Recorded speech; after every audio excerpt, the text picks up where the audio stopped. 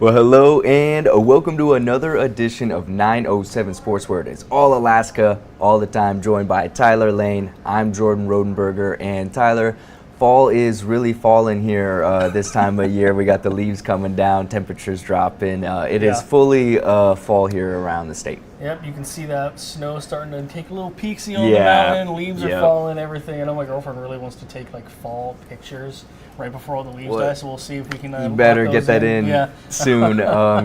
Pictures from folks in Fairbanks of just blanketed decks. It's that time, but also means good football's happening. It's football time. We're reaching the end of that regular season. The game's just getting better and better, and one of the anticipated games, and turned out to be one of the best games of the day, was Bartlett versus previously undefeated West Anchorage, and they started off with their game taking the lead early. Crazy QB scramble here to find for the end zone, as they were looking strong early on, but I mean, with Bartlett's defense, that was pretty much, you have to do plays like that to come up with miracles in effort to score, because of players like Deuce Alela-Falaula right there coming up with the safety that spearheading that Bartlett defense, the future D1 athlete. The most points they have allowed this season, 14, and that came in overtime for Bartlett, and they can also put up a few points there. So they come up with that big time win, handing West Anchorage that first loss and kind of making things a little more interesting as we approach playoff time. Pretty crazy to think that a team that's only allowed, as you look at their losses, 7 points a loss, 14 points a loss. With a defense that good, it's hard to think you lose any games. But to have this type of contest against one of the, some people might even say the best team in the state, and come out with a victory, a very crucial one at that for them, and keeping their selves in that top four of those playoff brackets. Yeah, and the loss for West, they would have been in the driver's seat for that number one, which gives you guaranteed a host no matter what round. But that does make things interesting in that loss, because South is right there in contention as well, and they proved to be right there in that contention once again with that win over Diamond this week. South putting up numbers, and defense didn't allow a touchdown until like a late fourth quarter last minute score. So proving once again they're going to be a threat. And I remember Coach Lewis talking to us, week 1, week 2, was saying, hey, put some respect on this team. We were still feeling things out on these lineups. But South, throughout these last 3-4 weeks specifically, have really been standing out, from crushing a D2 power in Lathrop to having the types of games that they've had of late, and even back in week 2 when they took West down to the very end. There was a chance they could have won that game as well and been in the driver's seat right now and still be unbeaten. So this is a pretty solid team on their own. Yes, and although we're heading into the final week of the regular season, it's not like anybody's going to be knocked out of the playoffs, because it is all 8 teams making it, as we do see it. But the seedings will matter a lot, especially going through 6 through 8 there, and then what's going on in the middle seeds or in that top seeds there. Yeah, definitely. So West Anchorage, obviously, they've got the easiest path to that top seed this week. A win, you've got home field advantage all the way up until that championship comes up in Colony. If they lose, however, for some reason to Juneau, then that opens the door up for South Anchorage. They could hop to there. But outside of that, everything else is really, it's just a matter of who's going on the road, who's sticking around with their home cooking and things like that. But as far as that goes, every one of these teams will get a chance in the postseason. So we can see West Anchorage go out and do it. We can see East Anchorage get the most wins, I think, the entire season and just rattle off a run. So it's possible. Right, and I've been looking forward to the 4-5 matchup no matter who it is. And it makes that 3 seed very, very important, because then you're playing that 6 seed who will be one of those 3 duking it out there. But any given Friday night, any given Saturday, whenever Friday, playoffs Saturday, whichever they decide.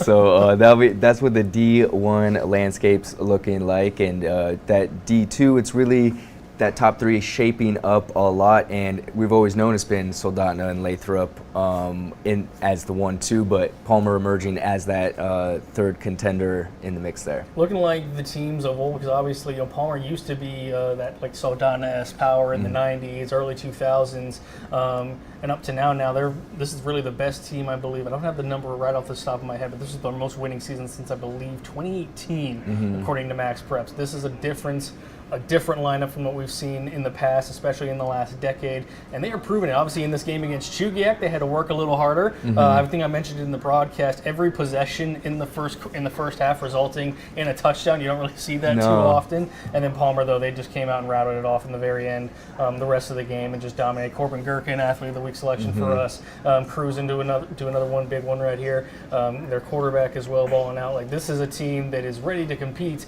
and it's big in the D2 standings where there's still a lot of change potentially. Yeah, and Lathrop and Soldotna have met in the last 5 state championships, and they had a rare late season meeting last week where Soldotna did come out on top. It was a competitive game, but now they could very well see each other again very soon. So that was interesting to see as the top 4 teams in Division II football will make the playoffs. Don't even ask me about that 4 seed right now.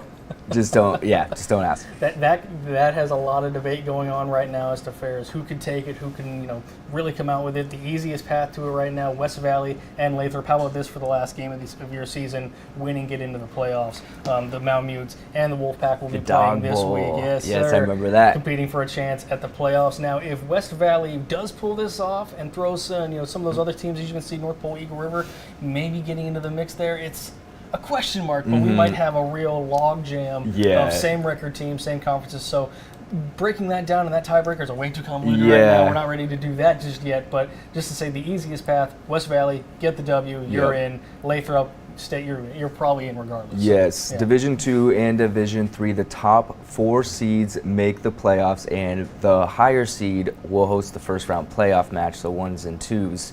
In those divisions, where Barrow is a lock to host that first round matchup, and it looks like Homer as well. So we have that 1 and 2 locked up, while Kenai Reddington kind of sorting it out down there as well. Yeah, talk about a home field advantage. We're thinking, if it's Homer, okay, we'll go, down to the peninsula, very bottom of it. That's not too bad. 5-hour drive, couple minute flight, really. At the end of the day, now it's all of a sudden, we're going into the Arctic Circle. Well, yeah, up there. And it will be mid-October, and it will be Barrow, and it will be windy and not so warm, but that's perfect football weather in Alaska for the northernmost football team, who's had a very, very impressive season out of them, undefeated in conference, upsetting the undefeated state champs last week. So shout out Barrow, and they'll be hosting the first round. So 1 more week in the regular season. Looking forward to seeing how it will all play out here, Tyler. Most definitely, and we do know how a certain surprise played out very recently at Palmer High School for that game, because it wasn't just the game against Chugiak. It was also senior day for them. A lot of chances for these kids,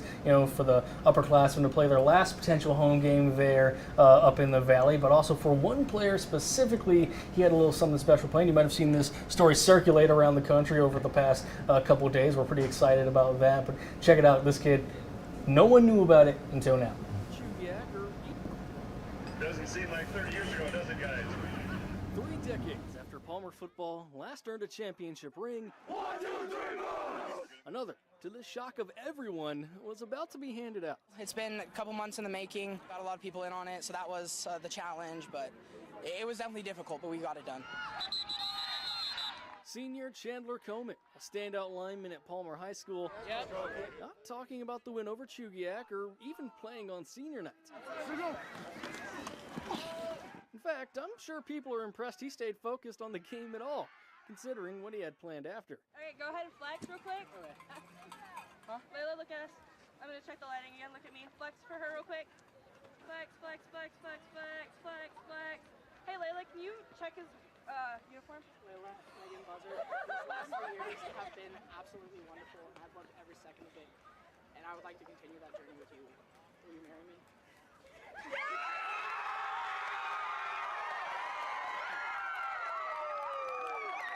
I had no idea. It's definitely a big surprise. I was a little weirded out when I'm like, why is there so many people? I was going to say, I thought I'm right there with the camera. Well, I saw you with the camera. I'm like, that's interesting, but it's senior night. Who knows? Actually, Layla, a few people did. Wait, your mom and dad both know. Earlier this summer, he called me and he says, Dad, if I'm going to ask her dad permission to marry her, what kind of things do I say? And we had a conversation. I said, well, let me ask you one thing. If he says no, are you still going to marry her? He says maybe. I said, then you better not ask permission. You better ask for his blessing. And once he had the answer, he put all the work in planning it, had people fly in, photographer. I mean, obviously, you saw the school was involved, so he put a lot of work into it and kept it pretty secret. Of course, after a couple hours in the trenches and the months of planning that went into this, it seems the honeymoon, along with any wedding plans, are getting a brief rain check. How are you guys celebrating? Oh, that's a good question. We'll be celebrating tomorrow. I'm gonna go home and sleep. That was a hard-fought game. Yeah.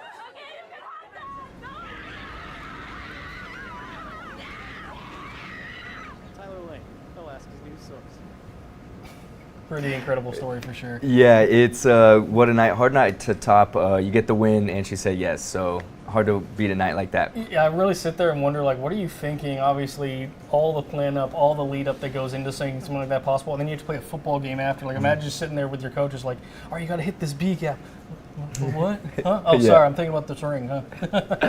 That's awesome. So what more highlights and storylines from Week 8 and as the playoffs unfold right here on 907 Sports. We're dropping the puck on hockey seasons. Volleyball's in the middle of their seasons as well. Well, behind the scenes, basketball, they're working things out, getting warmed up for their seasons as well. Definitely, UAA women's basketball bringing in a new assistant coach as well, finally filling out that staff. So, Yeah. I mean, things are heating up on the court, too. Yes, and we'll tune in to the broadcast, check out the website, and we'll see you next time on 907 Sports.